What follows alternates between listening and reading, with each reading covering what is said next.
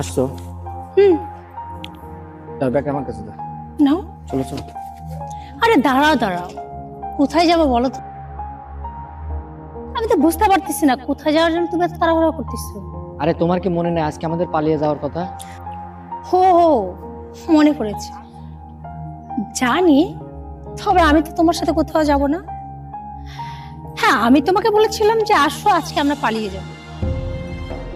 তোমাকে এখানে নিয়ে আসলাম, এতক্ষণে তোমার বাড়ির লোক জানে তুমি আমাকে নিয়ে পালিয়ে গেছো, আর আমার বাড়ির লোকও জানে তুমি আমাকে নিয়ে পালিয়ে গেছো। কিন্তু আমি তোমার মতো একটা ছেলের সাথে পালিয়ে যাব? আমি কি বোকা? আরে আমি তো তোমার এখানে নিয়ে আসছিলাম প্রতিশোধ নেওয়ার জন্য। প্রতিশোধ? প্রতিশোধ? ও, এখন তুমি ভাবছো কিসের প্রতিশোধ? তাহলে শোনো, তোমার বড় ভাই নাম কি যেন? সালমান, মেবি সজি, তাই তো? এখন তুমি ভাবতেই পারো তোমার বড় ভাইকে নিয়ে তো কখনো আমাদের মাঝখানে কথা হয়নি, তাহলে আমি কিভাবে তোর বড় ভাইকে চিনলাম?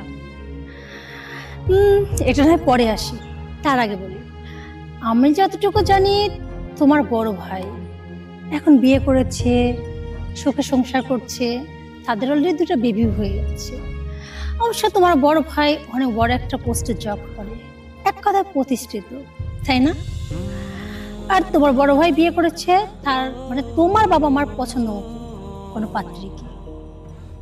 কিন্তু এটাও মনে হয় তুমি জানো তোমার বড় ভাই তার আগে একটা রিলেশনে জড়িত ছিল, মেবি লিনা নামে একটা মেয়ের সাথে সম্পর্ক ছিল।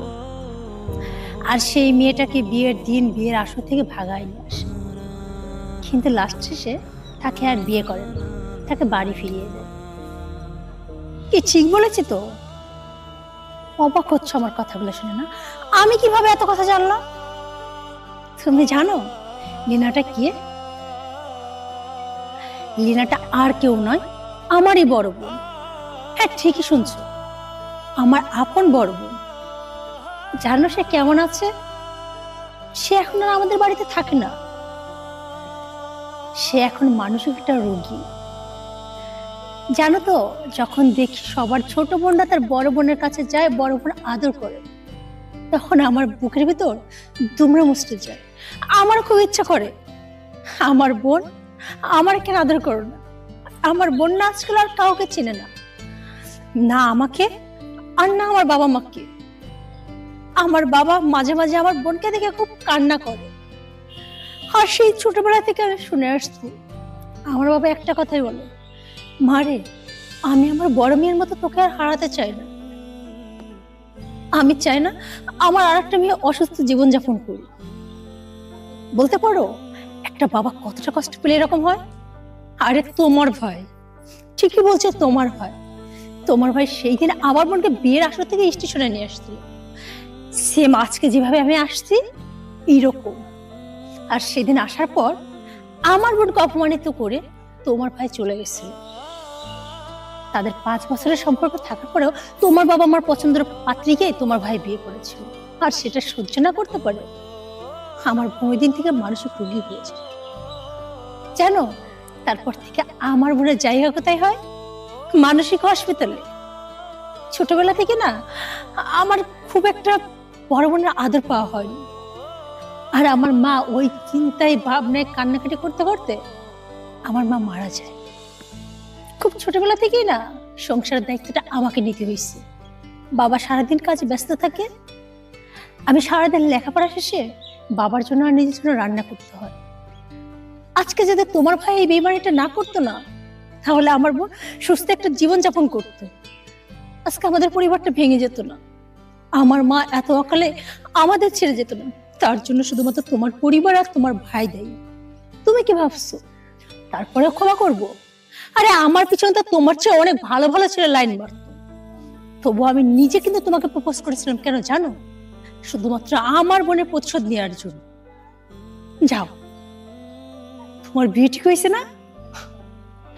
তোমাকে তো আমি বিয়ের আসর থেকেই ডেকে নিয়ে আসছি একই প্রতিশোধ নেওয়ার জন্য। কিন্তু তুমি হয়তো আমার বোনের মতো পাগল হবে না, কিন্তু দেখো কাউকে প্রচন্ড ভালোবাসার পরে ফ্যামিলির সবাইকে ছোট করে সেখান থেকে চলে আসার পর যদি ভালোবাসার মানুষটাকে ফিরিয়ে দেয়, বেইমানি করে, কেমন লাগে? এখন যাও, তুমি তোমার পরিবারের সামনে যাও, তোমার বাবা মার কাছে যা বলো, হ্যাঁ আমি যাকে ভালোবাসতাম তোমাদের কষ্ট করে যার কাছে গেছিলাম, সেই মানুষটা আজকে আমাকে রিজেক্ট করে দিয়েছে। বুঝতে পারছো তুমি? আমি তোমাকে ভালোবাসি না, বাসি না, বাসি না। আরে তোমাকে ভালোবাসা তো প্রশ্নই আসে না। যেই পরিবারের মানুষগুলোর জন্য আজকে আমার পরিবারটা তছনছ হয়ে গেছে, যাদের জন্য আজকে আমার বোন মানসিক রোগী, সেই রকম পরিবারের একটা ছেলেকে আমি ভালোবাসবো? ঘৃণা লাগে। তোমার ওই চেহারাটা যতবার দেখি না, ততবার আমার ওই বোনের মুখটা ভেসে ওঠে। আমার বারবার ইচ্ছা হয়েছে তোমাকে ঠাঠায় দুটো থাপ্পড় মারি। কিন্তু তুমি জানো, এতদিনে যে আমি তোমার সাথে ভালোবাসা অভিনয় করছি, আমার কতটা কষ্ট হয়েছে। আমি আমার এই বুকের মধ্যে না লুকানো কষ্ট জমিয়ে রাখছি শুধুমাত্র এই দিনটার অপেক্ষায়। প্রতিশোধ নেওয়া হয়ে গেছে, বুঝতে পারছো? এখন তুমি তোমার রাস্তা মাপতে পারো, আর আমি আমার রাস্তা।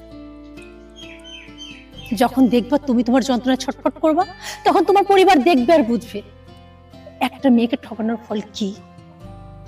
এবং একটা পরিবারের ছেলে যখন যন্ত্রণা ভোগ করে, পরিবারের প্রত্যেকটা মাস কিভাবে যন্ত্রণা পায়, সেটা আজকে তোমার পরিবার বুঝবে।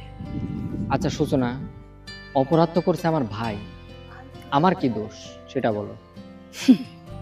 তাহলে তুমি বলো, আমার বোনের কি অপরাধ ছিল? আমার বোনের তো কোনো অপরাধ ছিল না। কি অপরাধ ছিল আমার বোনের? তোমার ভাইকে বিশ্বাস করেছিল, ভালোবাসছিল, আমার বাবা মার দেয়া কথা না রেখে তোমার ভাইকে চলে আসছিল। এটা কি আমার বোনের অপরাধ? আমার বোনের তো কোনো অপরাধ ছিল না, তবুও তো তাকে শাস্তি পেতে হলো। আমার তো কোনো অপরাধ ছিল না, তবুও তো আমাকে শাস্তি পেতে হলো। শুধুমাত্র তোমাদের জন্য আমি আমার মাকে হারাইছি, মায়ের ভালোবাসা পাইনি।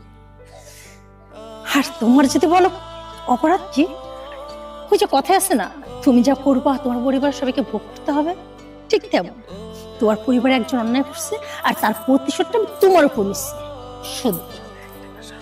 আর তোমার সাথে না আমি কোনো কথা বলতে চাই না। এখন তুমি তোমার রাস্তা ভাবতে পারো, আর আমি আমার রাস্তা। আচ্ছা সবই বুঝলাম, এটাই কি তোমার শেষ কথা? এটাই আমার লাস্ট কথা। আর একটা কথা, তোমার সাথে একদিন তো প্রেমের অভিনয় করছে, অনেক মিথ্যা কথা বলছি। তবে সত্যি কথা বলতে কি জানো তো, তোমার আজ অব্দিও না আমি এক বিন্দু পরিমাণও ভালোবাসিনি। আর তোমার প্রতি যে মায়াটা দেখাইছে না, আমার কখনো তোমার প্রতি কোনো মায়াই জন্মায়নি। যা করেছি সম্পূর্ণ ছিল শুধুমাত্র আমার অভিনয়। আর তোমার প্রতি যা ছিল বা আছে, শুধুমাত্র বুক ভরা ঘৃণা, আর কিচ্ছু না। সূচনা দেখো, তুমি যদি আমার সাথে এমন করো আমি সত্যি পাগল হয়ে যাবো। আরে আমি তো এটাই চাই, তুই পাগল হ, মানসিক হাসপাতালে আমার বোনের মতো ভর্তি থাক। আর তোর বাবা মা, তোর ভাই তোকে দেখতে যা, তারাও আমাদের পরিবারের মধ্যে একটু কষ্ট পাক। আর ওই দিন তারা বুঝতে পারবে, একটা পরিবারের সন্তান যদি কষ্ট পায়, মানসিক রোগী হয়ে যায়, তার পরিবারকে কতটা যন্ত্রণা সহ্য করতে হয়। শোন, তুই যদি এখন আমার পায়ে ঘুরে ঘুরে হাজার মরিস না, তবুও না তোর দিকে আমি ফিরেও তাকাবো। এমনকি আমার সামনে যদি স্টেশনে আত্মহত্যা করতে চাস, তাতে আমার কিচ্ছু যায় আসে না। তোর যা খুশি কর, আমি চললাম, বাই।